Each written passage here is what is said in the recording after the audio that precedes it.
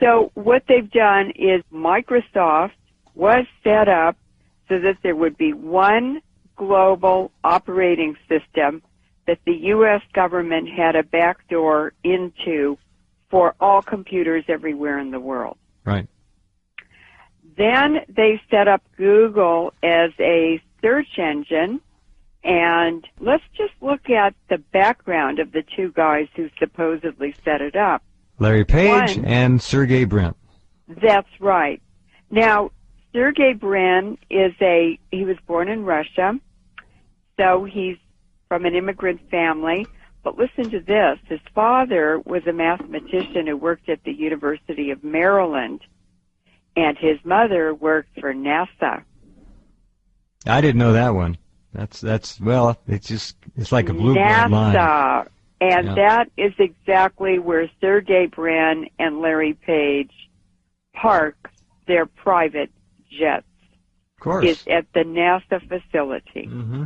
They don't have to go through TSA. Gosh, what a surprise. Right. Larry Page is an American.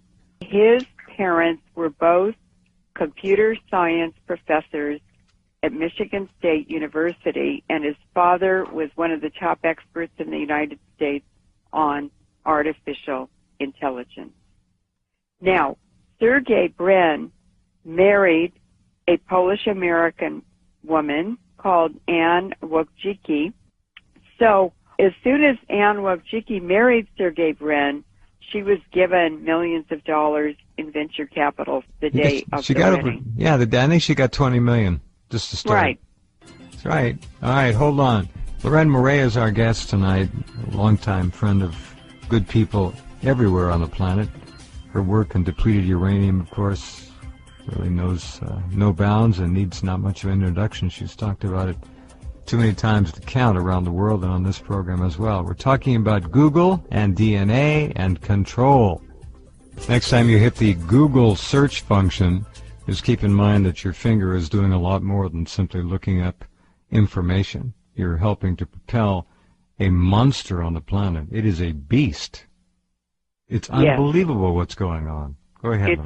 It's unbelievable, and what I want to emphasize is that Google, Microsoft, Facebook, and the social networking websites, all of them. eBay, Skype, Google Mail, Yahoo Mail, PayPal, these are all the same entity. They're all integrated.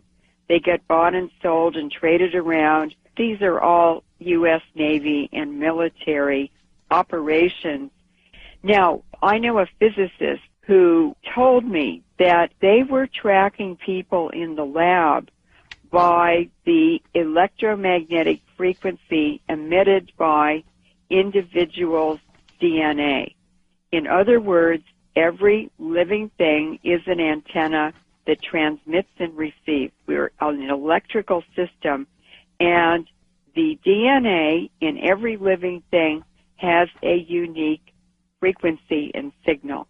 That is what they're using, what they're focusing on, and what they're weaponizing to completely control us. The DNA Human Genome Project was carried out at the Lawrence Berkeley National Lab, where I was a staff scientist for 5 years. But the Lawrence Livermore Lab, Los Alamos National Lab, these are all nuclear weapons labs, were also involved. That means the military, because the nuclear weapons labs exist for the Pentagon, and the Pentagon exists for the oil companies. So the Human Genome Project was set up and well-funded to experiment and to research and to describe the human genome. Now, how would they use that? Well, what we know about Google is that they are doing DNA surveys from space. This would be NASA and the Navy. NASA is run by the Navy. They have been tracking and identifying isolated populations, for instance, in the Amazon, who have never had contact with Western people. These are villages of isolated people who are still living their traditional hunter-gatherer lives, right? And they've never seen a Westerner. That's not just humans. They are also doing a global species survey, and I've been tracking this for 2 years and noticed that many new species are being discovered, and it seems to be on a grid system. So they're doing a survey from space, and they went down the west coast of South America and then came up the east coast, and now they're in Southeast Asia. And if you watch in the news, about once a week they come up with a new article and photos on new species they've discovered. This is part of the United Nations Agenda 21 program, which is to identify all species and to do a complete global inventory of humans and animals. And what David Rockefeller has said about Agenda 21 is that in the end, we're going to have a chip on every person, and they will only be allowed to take out of the system what they put into it. If you work 12 hours a day, you're allowed to take 12 hours of something of value out of the system, but nothing more. What is going on? The J. Craig Venter Institute, which you sent me the article, right, has their mission as, quote, to forge new life forms, unquote. And they are also involved in manipulated computer code on DNA. What does this mean?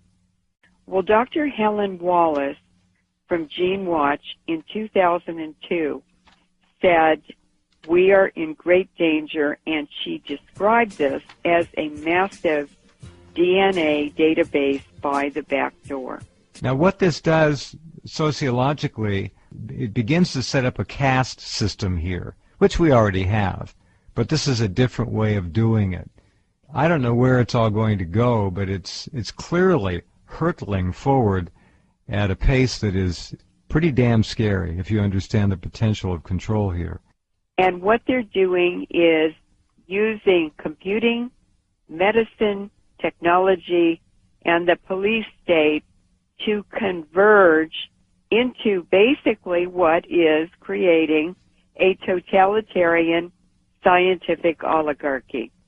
And their purpose is to get this information and use it in discriminatory programs where the rich benefit and the poor are impacted negatively by these programs.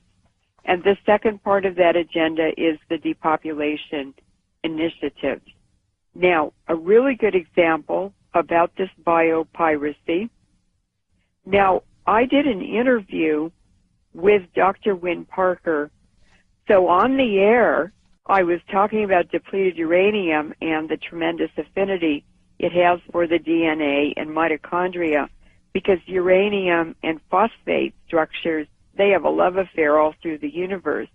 And that means that when people are exposed to uranium particles from these wars in Iraq and Afghanistan and Yugoslavia, and by the way, it's over here in 2 weeks in the U.S., and we're inhaling it. Sure, all the time. It sticks to our DNA and our mitochondria that provide all the energy for the body. Somebody made the decision to go ahead and use it against the people in Yugoslavia and then Iraq, knowing full well what would happen. And that's a party I would like to see brought to justice, whoever that was. So as I was sitting there describing all of this to Dr. Parker, and I was talking about HAARP, this is all integrated into the HAARP system, I knew that Dr. Parker, Wynne Parker was not his real name. I knew he was a CIA scientist. I knew he'd worked for the U.S. government, for the Department of Defense, for the World Health Organization, and the UN at different times. And I knew that he was a microbiologist who knew the whole field because he had to advise the government. And so I just said, Dr. Parker, what is the application of this discovery that nanoparticles are transmitters? And he caught his breath and he said, well, it's to redesign the human genome. That's all, huh? That's all. They're going to create a new species, is what they're talking about here. Basically. It's to create anything they want to. That's right. It's to repeat anything they want to. It's this totalitarian, insane scientific oligarchy that's run by psychopaths, and they think they can do anything they want to. Well, so far nobody's around to stop them, unfortunately. Now, what is transmitting and receiving that's around us? Well, how about cell phones in the megahertz frequency band? These are some abstracts that I'm going to just read the titles of. This is 1996.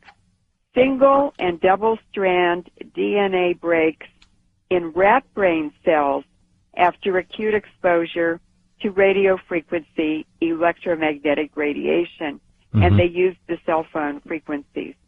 DNA strand breaks in rat brain cells. So they're talking about sterility, about cancer, and about altering people's behavior.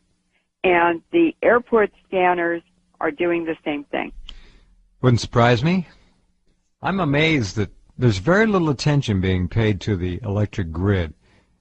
And as all of you listening know, it is surrounding you and everybody you know 24 hours a day. Your home, your office, it doesn't matter. It's called wiring in your walls. And that 60 hertz electric service that you rely on to power your goodies can also be used to carry any kind of telecommunication business you can imagine, and I would submit mind and behavior altering and control platforms as well. It's all doable. It's very simple to do because we are electrical systems and we transmit and receive just like any other antenna. We're electrical first and chemical second. We are electric beings. That's right. And a lot of this was described in the 1930s in the lectures that Bertrand Russell gave at Oxford University. And I would like to read a paragraph, if that's okay. Yeah, we have 3 minutes, so you have to hurry. Okay. A totalitarian government with a scientific bent might do things that to us would seem horrifying. The Nazis were more scientific than the present rulers of Russia and were more inclined to the atrocities that I have in mind. If they had survived, they would probably have soon taken to scientific breeding. Any nation which adopts this practice will, within a generation, secure great military advantages. The system, one may surmise, will be something like this, except possibly in the governing aristocracy. All but 5% of males and 30% of females will be sterilized. The 30% of females will be expected to spend the years from 18 to 40 in reproduction in order to secure adequate cannon fodder. As a rule, artificial insemination will be preferred to the natural method. The unsterilized, if they desire the pleasures of love, will usually have to seek them with sterilized partners. In other words, Jeff, Bertrand Russell's message is that wild reproduction is no longer an option. Yeah.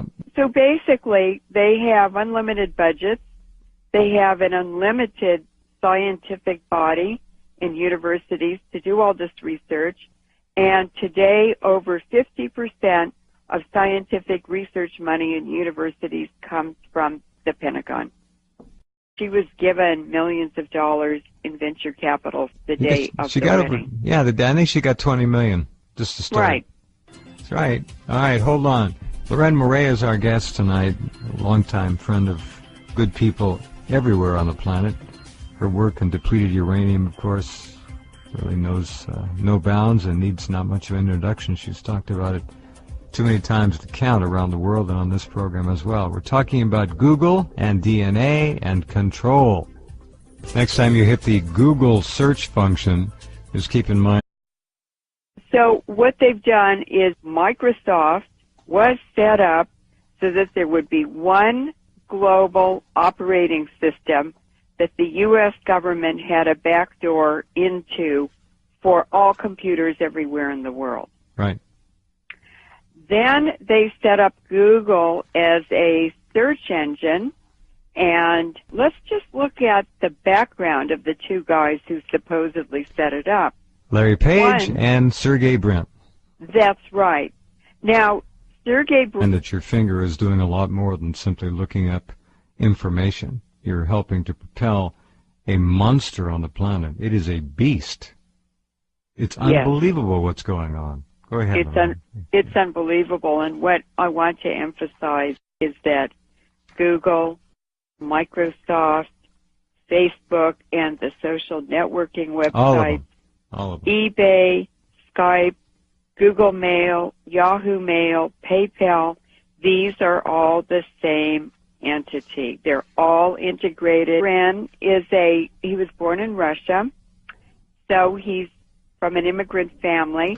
But listen to this. His father was a mathematician who worked at the University of Maryland, and his mother worked for NASA.